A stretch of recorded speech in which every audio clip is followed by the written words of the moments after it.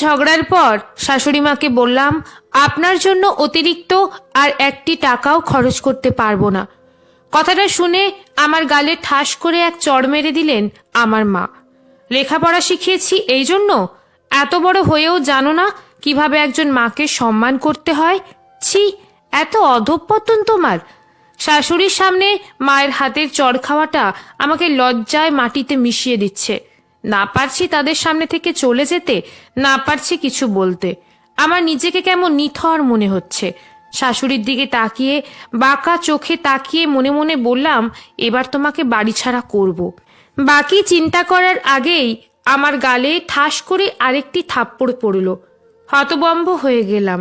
এই থাপ্পড়টাও মাই দিয়েছে, আর বলছে চোখ ফুটো করে দেব। এভাবে কেউ বয়োজ্যেষ্ঠদের দিকে তাকায়? প্রচণ্ড রাগ হলো আমার, কিন্তু কিছুই বলতে পারছিলাম না। শেষে চুলের মুঠি ধরে মারনা শুরু করে দেয়। এই ভয়ে আমার মা বেজায় দজ্জাল এক মহিলা, ওর ওপর কোনো ভরসা নেই। আমার শাশুড়িও মাথা নিচু করে চুপচাপ বসে আছেন। মা শাশুড়ির পাশে গিয়ে বললেন, আচ্ছা দিদি, আমরাও তো এককালে বউ ছিলাম, আমরা তো কোনোদিন শ্বশুর শাশুড়ির সাথে এমন করিনি, আর আমাদের পেট থেকে এগুলো এক একটা কি বের হয়েছে। ছি ছি ছি, লজ্জায় আমার মাথা কাটা যাচ্ছে। এসব কেমন ব্যবহার! 75 ইঞ্চি টিভি কিনতে পারে, নিত্য নতুন ফ্ল্যাট বুকিং করতে পারে, নতুন মডেলের গাড়ি কেনে, দামি দামি শাড়ি কেনে, আর বাপ মাকে দেওয়ার বেলায় ওদের সংসারে দুর্ভিক্ষ নামে। কথাটা বলতে বলতে মা আবার আমার দিকে তেড়ে আসে। এবার আর রক্ষে নেই। আমি ভয়ে দৌড়ে গিয়ে শাশুড়ি মার পিছনে গিয়ে লুকাই। মা রীতিমতো লাঠি খুঁজছেন। আমি ভয়ে ভয়ে বললাম, মা, এটা কিন্তু ঠিক হচ্ছে না। শ্বশুর বাড়িতে আমার একটা প্রেস্টিজ আছে। কার বাড়ি? শ্বশুর বাড়ি? তাহলে শাশুড়িকে কেন বললি অতিরিক্ত টাকা দিতে পারবি না? রাগের মাথায় বলে ফেলেছি। এত কিসের রাগ তোমার? তোর রাগের কপালে ঝাঁটা মারি। আয়, এদিকে আয়। নিরুপায় হয়ে শাশুড়ি মাকে বললাম, আপনার সামনে আপনার ছেলের বউকে মারছে আর আপনি চুপ করে দেখছেন? শাশুড়ি মা একটু নড়ে চড়ে বসলেন, কিন্তু কিছু বললেন না। এই সুযোগে মা খপ করে আমার হাত টেনে ধরলেন। উফ মা, আজ তোকে দেখাচ্ছি মজা। অনেকদিন ধরে তোমার মুখ থেকে শ্বশুর বাড়ির বদনাম শুনছি। বদনাম কখন করলাম? যা ঘটেছে তাই বলেছি। যা ঘটেছে তাই বলেছ? কই, তুমি তো আমায় বলনি যে তুমি শাশুড়িকে রোজ রোজ ঠান্ডা খাবার খেতে দাও, ওনাকে দিয়ে সংসারের কাজ করাও, ওনারা মা ছেলে কথা বললে আড়াল থেকে কথা শুনবার চেষ্টা করো। তুমি এসব বলেছ? আমি এসব করিনি। আমি সব নিজের চোখে দেখেছি। তুমি কি ভেবেছ আমি বেড়াতে এসেছি? আমি এসেছি তোমার কীর্তিকলাপ দেখতে। আজ তোকে মেরেই ফেলবো। মা টানছে আমার হাত, আমি টানছি শাশুড়ি মার হাত। ধস্তাধস্তির সময় শাশুড়ি মা বলছেন, বেয়ান, থাক না, যা হবার তা হয়েই গেছে। মা সাথে সাথে আমার হাত ছেড়ে দিলেন। নিজেকে নিয়ন্ত্রণ করে শান্তভাবে গিয়ে বসলাম সোফায়। আমি যেন হাঁপ ছেড়ে বাঁচলাম। ওড়না দিয়ে ঘাম মুছছি, পিপাসায় গলা ফেটে যাচ্ছে।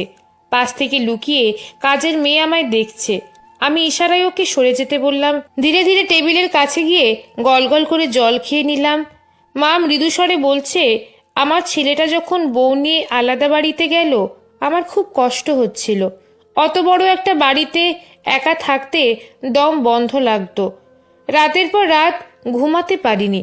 আমাদেরও তো কোনো অভাব ছিল না। ওদের বাবা যা রেখেছে সেটাই তো অনেক। এই বুড়ো বয়সে শুধু একটু কথা বলার জন্য নিজের একটা লোক দরকার ছিল। তবুও ছেলেটা চলে গেল, আলাদা হয়ে গেল। ওদের নতুন সংসারে প্রাইভেসি নষ্ট হবে। দিনে একবার ফোন করে, ব্যাস, মায়ের প্রতি সব দায়িত্ব ঘুচে গেল। আমি বুড়ো মানুষ, আমাকে ওদের সাথে রাখলে পোষাবে না। কষ্ট পেয়েছিলাম, তবুও ছেলের সুখের কথা ভেবে মেনে নিলাম। বিয়ে দিয়েছি সংসার ভাঙার জন্য নয়। মায়ের গলাটা কেঁপে উঠেছে, কণ্ঠস্বর ভারী হয়ে আটকে যাচ্ছে। আমি এক গ্লাস জল নিয়ে মায়ের কাছে গেলাম। মা আমার হাত থেকে গ্লাসটা নিয়ে চুকচুক করে জল খেলেন। পরক্ষণেই অঝরে কেঁদে ফেললেন। তুই তোর শাশুড়িকে একলা করে দিস না মা। আমার টাকা পয়সা সব আমি তোকে দিয়ে দেব, তাও তুই মানুষটাকে একলা করে দিস না। সারা জীবন স্বামী সন্তান নিয়ে যুদ্ধ করে শেষ বয়সে একা থাকার কষ্ট মেনে নেওয়া যায় না। আমি তো তোর মা, কত মেরেছি বকেছি, তবুও কি পেরেছিস আমাকে ভুলে যেতে? শাশুড়িকে একবার মা ভাবতে পারিস না? মায়ের কান্নাটা একবার ন্যাকামি আর একবার দুঃখের মতো লাগছিল। বুঝতে পারছিলাম না কি বলবো। মা আমার বিচক্ষণ মানুষ, তিনি আবার বললেন, আমি জানি আমাদের সমাজের মেয়েরা শ্বশুরবাড়িতে নানাভাবে নির্যাতিত হয়, ওরা সম্মান পায় না, সুখ পায় না।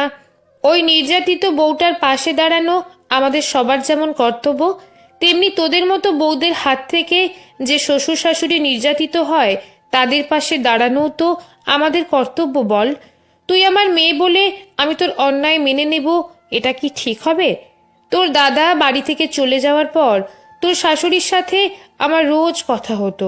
আমি কিন্তু তার মুখে কোনোদিনও তোর নামে খারাপ কথা শুনিনি। আর তুই প্রতিটি মুহূর্ত শুধু শাশুড়িকে নিয়ে অভিযোগ করেছিস। জানিস, তোর দাদার বউটাও ঠিক তোর মতো করে আমাকে নিয়ে অভিযোগ করত, তারপর একদিন আমাকে রেখে চলে গেল। যে একাকিত্বের কষ্টে আমি তিল তিল করে মরছি, আমি চাইনি আমার মেয়ের হাত ধরে তার শাশুড়ি মাও সেই কষ্টে মরুক। তোর দাদার বউকে নিজের অজান্তে কত অভিশাপ দিয়েছি, আমি চাইনি আমার মেয়েটাকে কোনো মা অভিশাপ দিয়ে বসুক।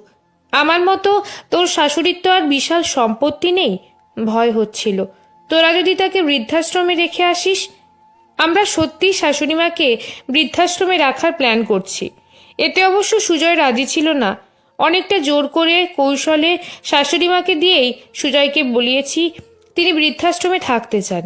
এই বাড়িতে তার বয়সী কেউ নেই, তিনি মন খুলে গল্প করতে পারেন না। মায়ের জোরাজুরিতে সুজয় মাকে বৃদ্ধাশ্রমে পাঠাতে রাজি হয়।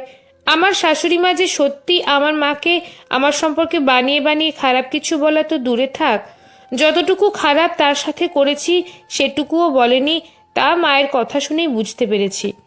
আমার গর্ভধারিণী মা যতই দজ্জাল হোক, সততায় কোমলতায় তার এতটুকু শূন্যতা নেই। সে কারণেই এই দজ্জাল মায়ের এত মার খেয়েও তাকে প্রচণ্ড ভালোবাসি। শাশুড়ি মা ছোট্ট একটা ব্যাগ নিয়ে আমাদের মা মেয়ের মাঝে দাঁড়ালেন। আমার হাতে একটা গলার হার, একটি কানের দুল দিয়ে বললেন, তোমার শ্বশুরের শখ ছিল তার ছেলের বউকে যাতে আমি এই গয়নাটা দিই। একটা কানের দুল কোথায় যেন হারিয়ে ফেলেছি। এই ডিজাইনের আরেকটি কানের দুল বানানোর জন্যই টাকা চেয়েছিলাম। ভেবেছিলাম তোমাদের বিবাহবার্ষিকীতে উপহার দেব, সেটা তো আর হলো না। দুলটা তুমিই গড়িয়ে নিও। বৃদ্ধাশ্রম থেকে ফোন এসেছিল, আজই নাকি উঠতে হবে। আমি আসছি। শাশুড়ি মা ব্যাগ নিয়ে হেঁটে যাচ্ছেন। মা আমার দিকে ঘৃণা ভরা তীক্ষ্ণ দৃষ্টিতে লাল লাল বড় বড় চোখ জোড়া নিয়ে তাকিয়ে আছে। বুঝতে পারছিলাম এই পৃথিবীতে মা বেঁচে থাকার সত্ত্বেও আমি আর সুজয় মাতৃস্নেহ থেকে বঞ্চিত হতে যাচ্ছি। আমার শরীর জুড়ে কি যেন একটা ছোটাছুটি শুরু করলো। মাথাটা অসহ্য ব্যথা করছে। আর কয়েক পা এগুলেই শাশুড়িমা ঘরের চৌকাঠ পেরিয়ে যাবে। আমি ছুটে গিয়ে শাশুড়িমার পায়ের কাছে লুটিয়ে পড়লাম। আপনি যাবেন না মা। বাইরে গাড়ির হর্ন বাজলো, সুজয় এসেছে। আমি মায়ের পা ছাড়ছি না। মা বলছেন, উঠো উঠো, সুজয় চলে এসেছে।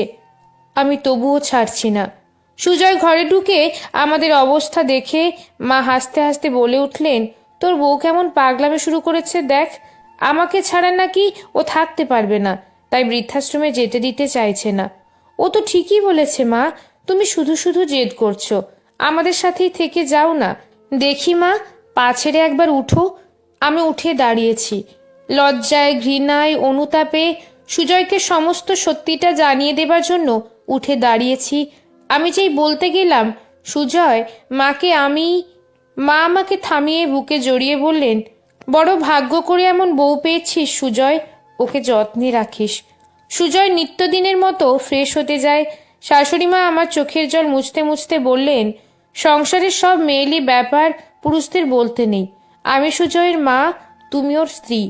আমরা দুজনেই ওর প্রিয়। আমাদের নামে বদনাম শুনলে ওর মনে কত কষ্ট হবে জানো? তোমার দজ্জাল মা তোমাকে সব শেখায়নি? আমি বোকা বোকা ভাবে হেসে বললাম, দজ্জাল মা সব শেখালে আমার কোমল মা কি শেখাবে? আমার দজ্জাল মা পাশ থেকে বললেন, এজন্যই কারো ভালো চাইতে নেই। নিজেরা মিলেমিশে এখন আমাকে কেমন দূরে রেখেছে দেখো। আমিও বলে রাখছি, মেয়ের মা ভেবে আমাকে দূরে রাখলে চলবে না। আমিও বুড়ো মানুষ, আমারও তো গল্প সল্প করতে ইচ্ছে করে নাকি? লেখা সংগৃহীত, পাঠে রুম্পা বিশ্বাস।